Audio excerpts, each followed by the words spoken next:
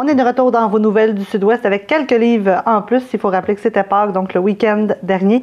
Et on rejoint tout de suite, avant de mettre fin à l'émission, on rejoint tout de suite notre collaborateur hebdomadaire sportif, Steve Legault. Salut. Salut.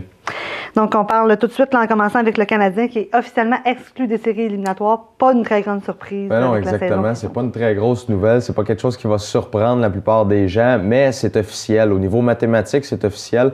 On ne peut plus participer aux séries du côté du Canadien. Et ça va enlever un certain poids sur les épaules, notamment de l'équipe d'entraîneurs aussi et de Marc Bergevin, le DG, parce que quand tu es un compétiteur, peu importe la ligue dans laquelle tu évolues, s'il y a encore un certain pourcentage qui te donne une chance de participer aux séries, tu dois continuer de pousser. L'espoir est toujours là. Exactement. Et malgré le fait que le Canadien a connu des ratés lors des derniers matchs, regardez un peu l'alignement, vous allez comprendre pourquoi on a connu des ratés. C'est pas par manque d'effort. C'est des joueurs qui ne sont pas nécessairement des joueurs réguliers de la Ligue nationale. Donc, ça devient difficile de gagner des matchs et d'enfiler des victoires et surtout de garder une chimie avec toutes les blessures qu'on a. Maintenant, c'est officiel. On peut penser à autre chose. On peut regarder vers l'avant pour l'année prochaine parce que mathématiquement, c'est terminé pour les séries éliminatoires et on commence déjà à préparer le bilan tranquillement, à savoir qu'est-ce qu'on peut faire, à placer nos pions pour cet été. Du côté, toujours chez le Canadien, on devait nommer une équipe. Chaque équipe doit nommer un joueur pour candidat au trophée Bill Masterton. Oui. Et on a nommé Mike Condon. Le trophée Masterton est remis aux joueurs qui démontrent la plus grande persévérance, qui part de loin. On se souvient, Pacioretty, qui avait remporté l'honneur lorsqu'il est revenu de sa blessure suite au contact avec Zdeno Chara. Je suis d'accord avec cette affirmation-là pour Mike Condon. On devait en nommer un et s'il n'y a pas mieux placé que lui dans l'équipe pour mériter cet honneur-là, c'est peut-être pas lui qui va le gagner, mais quand même. Parcours assez atypique. Donc Oui, c'est un parcours. Il jouait dans la East Coast League il n'y a même pas 2 ans. Oui, et puis là, il arrive cette année, recrue dans la Ligue nationale, a joué un peu dans la Ligue américaine, mais quand vraiment même pas bien beaucoup. performé, disons-le, remplaçait donc le meilleur joueur au monde. Exactement. Quand même bien fait. Tu prends la plus grosse chaise que tu peux pas prendre dans la Ligue nationale présentement. Bien fait malgré tout. Exactement. Et on commence l'année avec 9 victoires, 0 défaites. Price était là, mais Condon a gagné 2-3 matchs dans cette séquence-là. Il avait très bien fait. Donc, ça te donne de la confiance. Tu te présentes comme gardien numéro 1, mais là, l'équipe devant toi qui commence à baisser les bras, plus la saison avance. Gallagher se blesse, ça enlève un petit peu de punch à l'attaque. Les blessures qui continuent de s'accumuler. Et là, il y a 2 défenseurs qui, depuis 2 mois, ont leur saison terminée en Gilbert Petrie.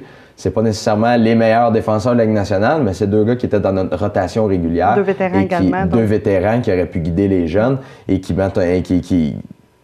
manque à l'équipe beaucoup. Donc, ça a fait en sorte que, bon, le Canadien est loin des séries.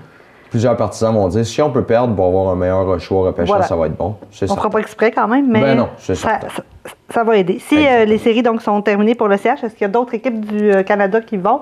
Toutes les équipes canadiennes vont être éliminées, sont officiellement éliminées des séries. C'est dommage pour le hockey au Canada, mais je ne crois pas que ça va affecter les codes d'écoute des chaînes canadiennes là, pour la diffusion des matchs de séries éliminatoires. Du côté de l'Est, Philadelphie et Détroit sont très serrés. C'est nez à nez, 87 points chacun, avec 6 matchs à jouer du côté de Détroit et 7 matchs à jouer du côté de Philadelphie. Donc, on a un match en main à assez égalité. On devrait être en mesure de passer du côté de Philadelphie, là, si tu me demandes mon avis. On joue très bien et présentement, on gagne des matchs serrés en prolongation. On a rarement perdu cette saison du côté des Flyers, donc ça augure bien. Et Claude Giroux s'est réveillé. Du côté de l'Ouest maintenant, Minnesota et Colorado. Minnesota qui prend une option avec 3 points d'avance avec 6 matchs à jouer. Donc, ça risque d'être intéressant. Il y avait un match d'ailleurs que Colorado a perdu entre les 2 équipes. Ça a donné un avantage quand même assez net pour Minnesota. C'était un match de 4 points, là, comme on utilise souvent l'expression. Du côté du hockey féminin maintenant. Oui, Canada donc a perdu contre les États-Unis. Exactement, mais juste avant ce match-là, il y a eu une très bonne nouvelle. Marie-Philippe Poulin qui a été nommée la capitaine de cette équipe. Bien entendu, en vue des prochains Jeux olympiques, ça c'est certain qu'on veut aller chercher l'or du côté du Canada. On est toujours parmi les meilleures nations, que ce soit du côté des hommes ou des femmes.